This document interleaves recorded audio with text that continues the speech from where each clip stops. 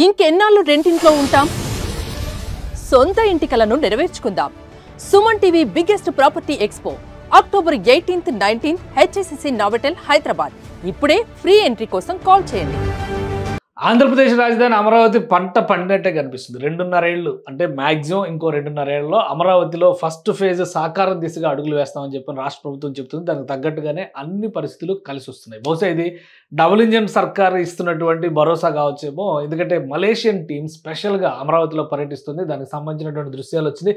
Already south Korea పర్యటనలో ఉన్నటువంటి మంత్రి నారాయణ, సిఆర్డీఏ కమిషనర్ కన్నబాబు వీళ్ళందరూ కూడా అమరావతి చేరుకున్నారు. అంటే విజయవాడ వచ్చిన వెంటనే కూడా కార్యక్షేత్రంలోకి దిగేశారు.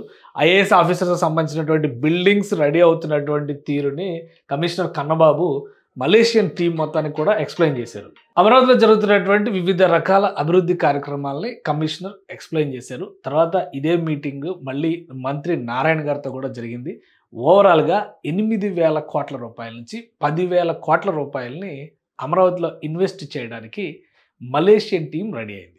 ఇంకొక ఆసక్తికరమైనటువంటి విషయం ఏంటంటే మలేషియాలో ఏళ్ల తరబడి అంటే దశాబ్దాల క్రితమే తెలుగు పూర్వీకులు ఉండి అక్కడ స్థిరపడిపోయినటువంటి కొంతమంది పారిశ్రామికవేత్తలు కూడా ఈ బృందంలో ఉండడం అనేది ఆసక్తికరమైనటువంటి అంశం. ఈ బృందంతో పాటు నేతృత్వం అక్కడ ఉన్నటువంటి అంటే మలేషియాలో ఉన్నటువంటి తెలుగు ఎంటర్ప్రెన్యూర్స్ కూడా ఇందులో ఇన్వెస్ట్మెంట్స్ పెట్టడానికి రెడీగా ఉన్నట్టుగా మలేషియన్ టీం చెబుతుంది. 8,000 కోట్ల రూపాయల నుంచి 10,000 కోట్ల రూపాయల ఇన్వెస్ట్మెంట్స్ రాబోయేటువంటి రోజుల్లో ఇక్కడ ఇన్వెస్ట్ చేస్తారు. 2.5 సంవత్సరాల్లో అమరావతి కళ సాకారం దిశగా మొదటి అడుగు పడుతుందని చెప్పని మంత్రి నారాయణ అలానే అధికారుల బృందం వివరించినటువంటి నేపథ్యంలో ఈ ఇన్వెస్ట్మెంట్స్ ఏ ఇన్ఫ్రాస్ట్రక్చర్ ప్రాజెక్ట్స్ మీద పెట్టాలి, వాటి అభివృద్ధికి సంబంధించి లేదా వాటి డెవలప్మెంట్ ప్రాసెస్ని ఏ కంపెనీల ద్వారా ప్రారంభించాలనే దానిపైన మాత్రమే కొన్ని చర్చలు జరిగేటువంటి అవకాశం ఉంది. ఆ తర్వాత ఇరు పక్షాలు కూడా ఒక ఒప్పందానికి వచ్చి ఇన్వెస్ట్మెంట్స్ పెట్టే దిశగా అడుగు పడేటువంటి ఛాన్సెస్ కనిపిస్తున్నాయి. ముఖ్యంగా అమరావతిలో పనులు ఆగిపోవడానికి ప్రధానమైనటువంటి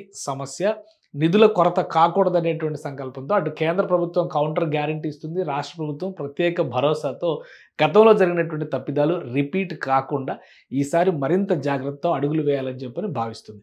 ఈ రెండింటి ఫలితంగా అమరావతిలో మలేషియన్ ఇన్వెస్ట్మెంట్స్ కూడా రాబోతున్నాయనేటువంటి సంకేతాలు అయితే ఖరారయ్యాయి.